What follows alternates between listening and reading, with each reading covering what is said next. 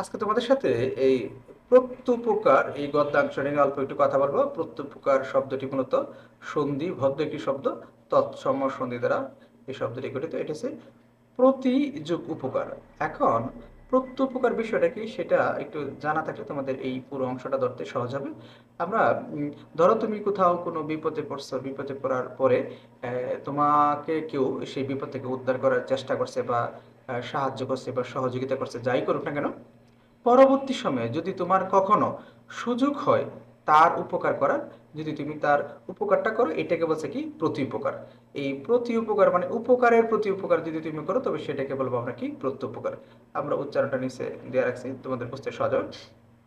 এটাকে আমরা একটু যদি বলি, এই প্রত্যুপকার শব্দের বিপরীত শব্দ হচ্ছে কৃতজ্ঞ।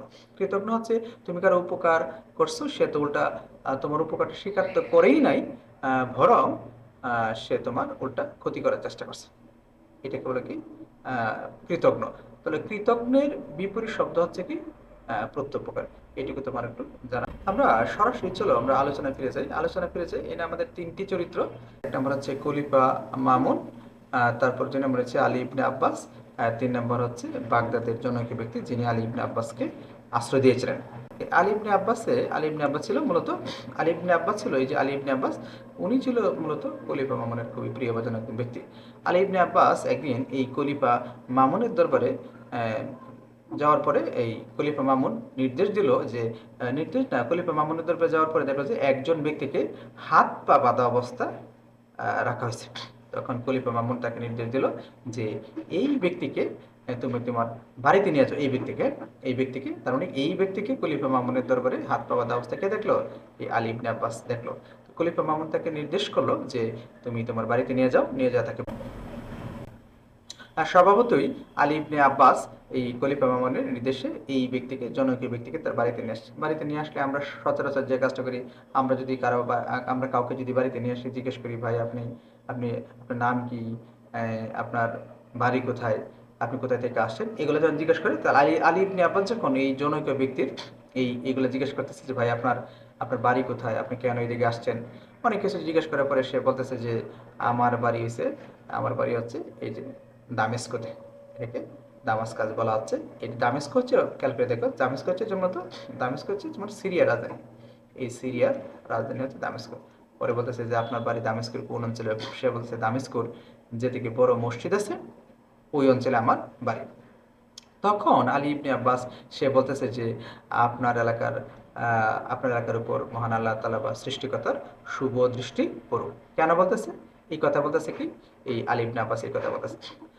পরে বলতেছে যে আমি অনেক দিন আগে আমি এই দামেস্কো বা ড্যামাস্কাস, এই জায়গায় আমি আমার এক এক এক লোকের বাড়িতে আমি আশ্রয় নিয়েছিলাম প্রায় 1 মাস।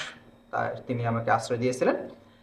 তো এই আশ্রয় নেওয়ার ঘটনাটা আসলে কি, এই দামেস্কোর একজন শাসনকর্তা উচ্ছেদ করে আরেকজন শাসনকর্তা বসছিল।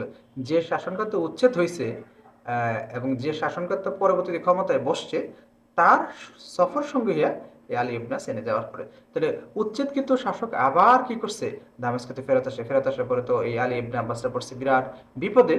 তখন যে কাজটা করছে, প্রাণ রক্ষা করার জন্য সে যে যেদিকে পারছে সেদিকে আশ্রয় নিচ্ছে। তখন আলী ইবনে আব্বাস কি করছে, এই লোকের বাড়িতে আশ্রয় নিয়েছিল। আশ্রয় নেওয়ার পরে পরে আলী ইবনে আব্বাস বলতেছে যে আমি যার বাড়িতে আশ্রয় নিয়েছিলাম উনি আমাকে প্রায় 1 মাস খুব যত্নার্থী করছে। তো অনেক দিন 1 মাস পরে উনি বললো যে আমাকে পরামর্শ দিল যে এইবার আপনি আপনি আপনার জায়গায় বাগদাদে ফেরত যেতে পারবেন। বাগদাদে এই এই দামেস্কাস থেকে অনেক লোক কোথায় যাচ্ছে, এই বাগদাদে যাচ্ছে। দামেস্কাস বা দামেস্কো থেকে কোথায় যাচ্ছে, লোকজন বাগদাদে যাচ্ছে।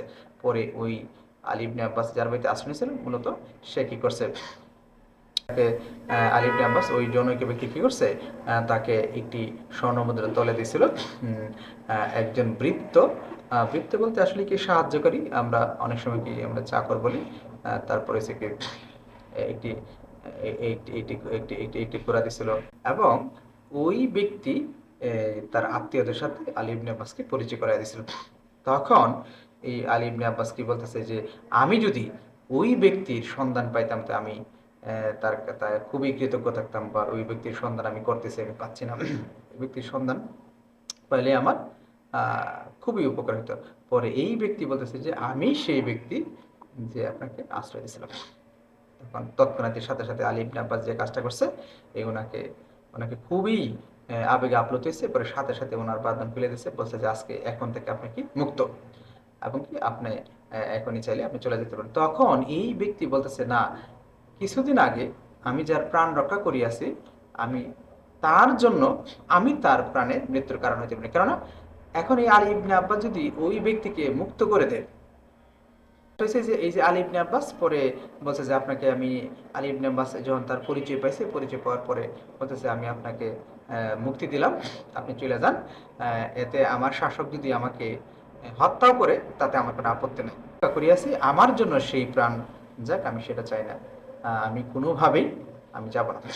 তখন যে কাজটা করছে আলী ইবনে আব্বাস, পরের দিন সে সকালে সে গেছে খলিফা মামুনের কাছে, খলিফা মামুনের কাছে যায় যখন এই কথা বললো, খলিফা মামুন প্রথমে খুবই রাগান্বিত হয়েছে, খুবই রাগান্বিত হয়েছে। তখন আলী ইবনে আব্বাস এই খলিফা মামুনকে তার ওই যে পূর্বে তার ওই যে তার জীবন রক্ষাকারী ওই বাগদাদের জনক ব্যক্তির এই ঘটনা কি করলো, সবিস্তারে বর্ণনা করছে কার কাছে, খলিফা মামুনের কাছে। খলিফা মামুন তারপর বলতেছে যে যে ব্যক্তি তোমার প্রাণ রক্ষা করিয়াছে সে কোনোভাবেই সে মন্দ হইতে পারে না, যাও তো, আমি তাকে মাফ করে দিলাম।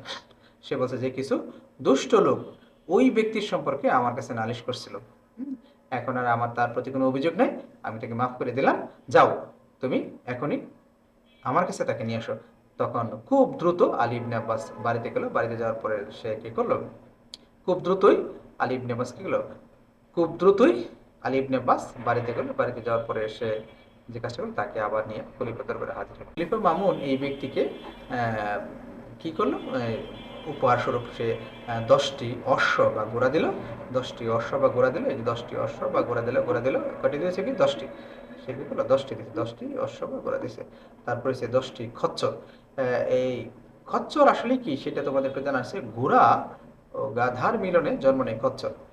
তোমরা অনেকেই যারা বন্ধুদের বা অনেকেই আমরা গালি দিই খচ্চর বলে, যারা অন্যদের খচ্চর বলে গালি দাও তারা আজকের পর থেকে সাবধান হয়েছে, কেননা ঘোড়া এবং গাধার মিলনে নতুন একটা প্রজাতি জন্ম নেয়, সে কি হচ্ছে, সে খচ্চর। তাহলে কয়টা কচ্চর দিল, এই যে এই কচ্চর দিচ্ছে কয়টি, 10টি, 10টি কচ্চর দিচ্ছে। খলিফা মামুন তাকে 10টি কচ্চর দিল উপহার স্বরূপ, এবং সে কি করলো, একটি স্বর্ণ মুদ্রা দিচ্ছে, এবং আরেকটা যে কাজটা করছে, দামেস্কুর রাজপ্রতিনিধির কাছে সে কি করলো, চিঠি দিল। এইটুকু ছিল মূলত গল্প। এই যে উপকারের প্রতিদান, আলী ইবনে আব্বাস একটা সময় বিপদে পড়ছিল, তখন একজন তাকে রক্ষা করেছিল, তখন সুযোগ আবার সুযোগ যখন আসছে আলী ইবনে আব্বাসের কাছে, তখন সেই কি করছে, সেই তোমার সেই সেটুকু রিটার্ন করছে। এটুকু আমরা বলতে পারি কি, প্রত্যুপকার। হিমালয় পর্বতের সমান সাহস নিয়ে সাবস্ক্রাইব করে ফেলুন, লাইক বাটন আস্তে করে একটা প্রেস করে ফেলুন। Thank you very much. আসসালামু আলাইকুম।